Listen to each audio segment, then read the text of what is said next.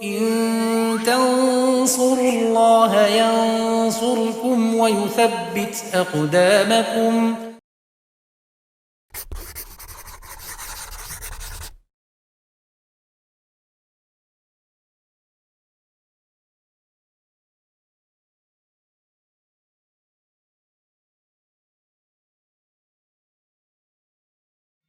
Bismillahirrahmanirrahim. Assalamualaikum warahmatullahi wabarakatuh. Alhamdulillah wassalatu wassalamu ala rasulillah wa ala alihi wa sahbihi wa man tabi'ahum bisanin ila yaumiddin, amma ba'd. Kaum muslimin wal muslimat, pemirsa Yufid Edu rahimani wa rahimakumullah ta'ala. Alhamdulillah kita bisa berjumpa kembali untuk melanjutkan pelajaran kita membaca dan pelajari kitab Al-Muqaddimah Al-Hadramiyah karangan Syekh Abdullah bin Abdurrahman Bafadl rahimahullah ta'ala. Terakhir kita sudah belajar tentang di antara fardu wudu yaitu niat. Pada kesempatan kali ini kita akan lanjutkan fardu wudu yang kedua. Kita baca perkataan dari Al-Musannif rahimahullah ta'ala. Asani yang kedua, yaitu fardu wudu yang kedua. Waslu al-wajhi, membasuh wajah. Di fardu yang kedua adalah membasuh wajah. Dan sebelumnya sudah kita sebutkan ya, untuk dalilnya adalah di Al-Maidah ayat 6.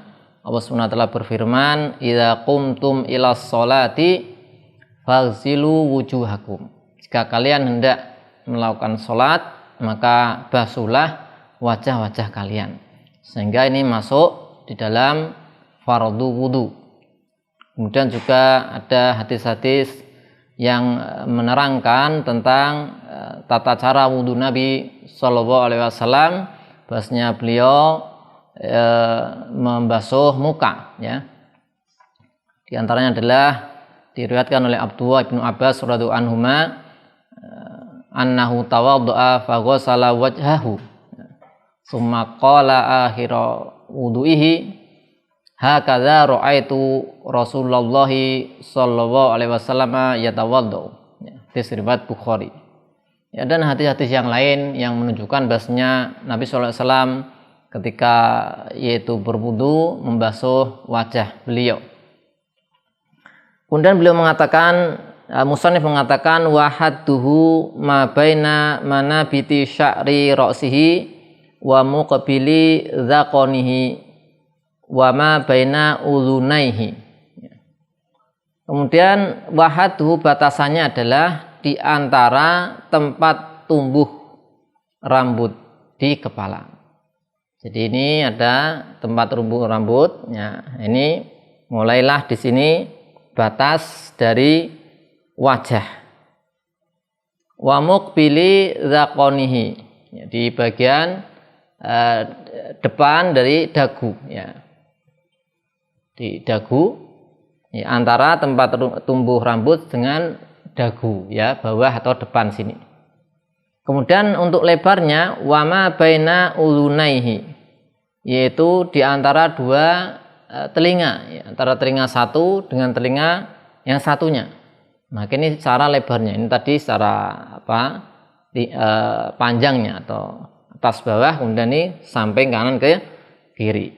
Ini bagian dari wajah. Maka bagian tersebut semuanya harus terkena air, ya, harus dibasuh dengan air.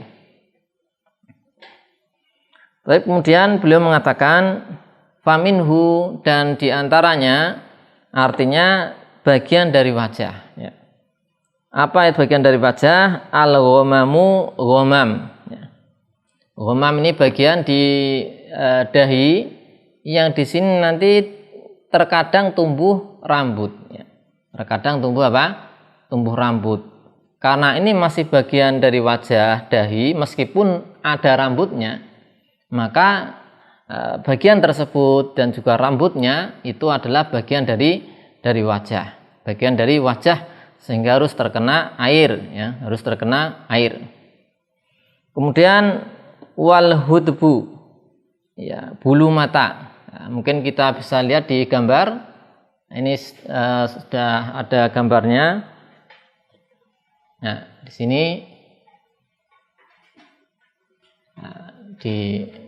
ada rambut-rambut atau bulu yang ada pada wajah, ya, ada pada wajah.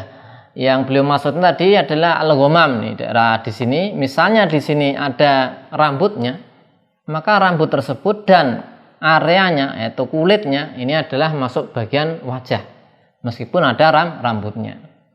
Kemudian termasuk wajah di sini al-hudbu, ya. Ini bulu mata, ya, bulu mata.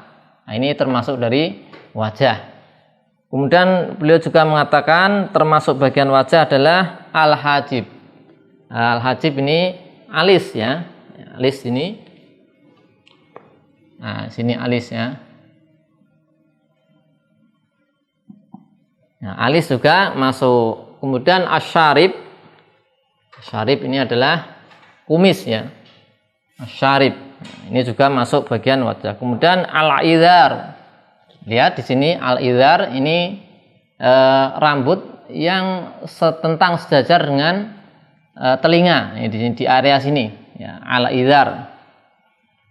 Ya, kemudian al-anfaqah. Ya. Nah, al-anfaqah ini antara bibir bawah dengan dagu ini ada rambut, ya, namanya anfaqah. Maka ini juga masuk bagian dari wajah. Nah, kemudian ada lagi yang lain, misalnya al-arid, ini cambang. Ini antara al-idhar di sini, ya, dengan lihyah, ya. Ini lihyah di sini. Nah, ini antaranya adalah al-idhar, al-arid. Nah, antara al-idhar dengan al-lihyah, ini jenggot, ada al-arid. Ada juga bagian tepi atau ujung dari kumis. Nah, ini ada kumis, kemudian ada ujungnya kanan kiri sibal, namanya apa? Sibal. Ini diantara rambut-rambut atau bulu yang ada di wajah. Semuanya ini adalah bagian dari wajah yang harus terkena dengan air. Ya, jadi ada ghamam, al-hudbu, hajib, syarib, al-idhar, kemudian anfaqah. Beliau mengatakan basyaron wa sya'ron. Basyaron baik itu kulitnya, wa sya'ron ataupun bulunya. Di misal ada kumis. Kumis adalah bagian dari wajah. Maka yang harus terkena air mana? Maka kumisnya juga kulit yang ada di kumis. Nah, sehingga kalau kumis tebal harus lebih ditekankan airnya agar bisa sampai ke bagian kulitnya. Karena beliau mengatakan basyaran wa sya'ran wa in kasufa, meskipun tebal. Ya, nanti ada pengecualiannya. Ya, ini hukum asalnya semua bulu, ya, semua bulu yang ada di wajah. Ini ada alis, alisnya tebal, kemudian kumisnya tebal. Itu harus terkena bulu tersebut, juga kulit yang ada di balik bulu tersebut. Ini pada hukum asalnya demikian, semuanya harus terkena air ketika membasuh wajah. Tapi kemudian termasuk wajah juga adalah di Al-Hadiyah Al-Marudiyah disebutkan, yaitu bibir yang nampak, ya. Dua bibir yang nampak, ya, ketika dirapatkan secara normal. Jadi misalnya ketika kita merapatkan bibir gini, bibirnya masih nampak. Nah, ini adalah bagian dari wajah, sehingga bibir ini harus terkena air, karena ini bibir yang nampak ketika dipertemukan, maka ini yang nampak ini masuk dari bagian dari wajah yang harus terkena air. Kemudian ada pengecualian, ya, beliau mengatakan Wa sya'ru lihyati wal 'aridi in khofa wa sala zahirahu wa batinahu wa in kasufa wa sala zahirahu. Nah, ini ada pengecualian ya, ada pengecualian. Khusus di sini untuk lihyah, jenggot ya. Kemudian di sini apa? Al-arid ya. Ini tadi al-arid yaitu rambut ya, bulu antara al-idhar dengan lihyah. Jadi ini cambang antara idhar dengan lihyah. Ini ada dua dikecualikan, punya perlakuan khusus. Apa itu perlakuan khususnya? Beliau mengatakan yaitu kalau dia tipis in khofa maka harus terkena air, baik itu rambutnya, jenggotnya ataupun kulit ya, baik itu di cambangnya ini rambutnya, bulunya ataupun kulitnya. Kalau tipis harus terkena juga bagian dalam dan bagian kulitnya ya. Bagaimana kalau tebal ya? Jadi beliau mengatakan kalau tipis maka wasala zahirahu wa batinahu ya. Dibasuh bagian luar ataupun dalamnya. Wa in kasufa jika tebal wasala zahirahu. Kalau jenggotnya tebal yang dibasuh aja luar saja yang wajib. Kemudian cambang kalau dia tebal maka yang dibasuh hanya luar saja, dalamnya enggak wajib terkena apa? Enggak wajib terkena air karena dia tebal.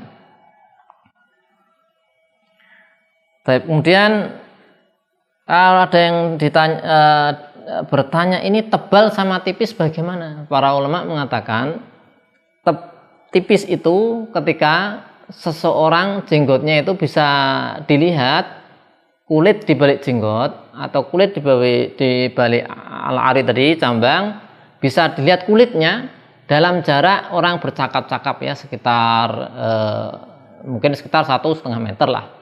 Nah, sekitar itu kita bisa melihat jenggot orang lain di hadapan kita, melihat bagian dalam jenggotnya dan kulitnya, maka jenggotnya tipis. Tapi kalau jenggot kita lihat jenggot teman kita kulitnya nggak kelihatan, berarti jenggotnya tebal. Nah kalau jenggotnya tebal tidak ada kewajiban kulit sampai bagian dalam jenggot dan sampai ke kulit di balik jenggot. Tapi kalau kulitnya jenggotnya tipis maka wajib sampai ke yaitu sampai ke bagian dalam jenggot dan ke kulitnya ya, sampai ke kulitnya.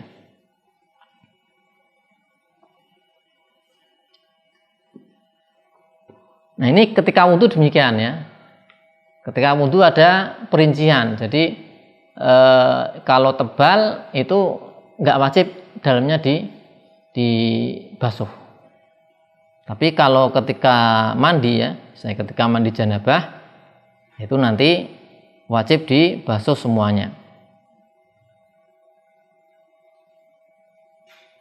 Karena apa? Karena kalau orang mandi itu tidak sering mandi janabah. Kalau wudhu berulang, bisa sehari 5 kali atau lebih, sehingga berat untuk kemudian mewajibkan kaum muslimin untuk yaitu bagian dalam jenggot itu terkena air. Tapi kalau untuk mandi janabah itu harus terkena semua. Jadi dibedakan antara wudhu dengan mandi janabah.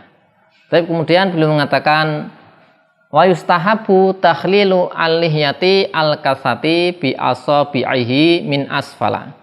Disunahkan untuk menyela-nyelai jenggot yang tebal dengan jari jemarinya dari arah bawah ya. Ini sunnah jadi tidak wajib ya. Kalau jenggotnya tebal yang wajib hanya membasuh bagian luar jenggot. Kalau yang dalam disunahkan untuk menyela-nyelai dari arah bawah ya, disunahkan untuk menyela-nyelai jenggot yang tebal dari arah bawah.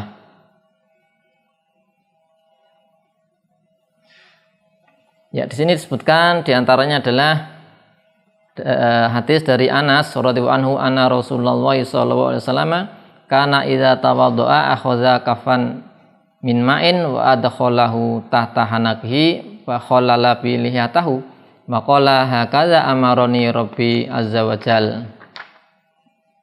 Nah, di sini disebutkan dari sahabat Anas radhiyallahu anhu bahwa Nabi sallallahu alaihi wasallam ketika berwudu yaitu mengambil segenggam air kemudian dimasukkan dari arah bawah rahang ya sini, kemudian di sela-selai jenggotnya dari arah bawah, kemudian beliau mengatakan demikianlah Robku, yaitu memerintahkan.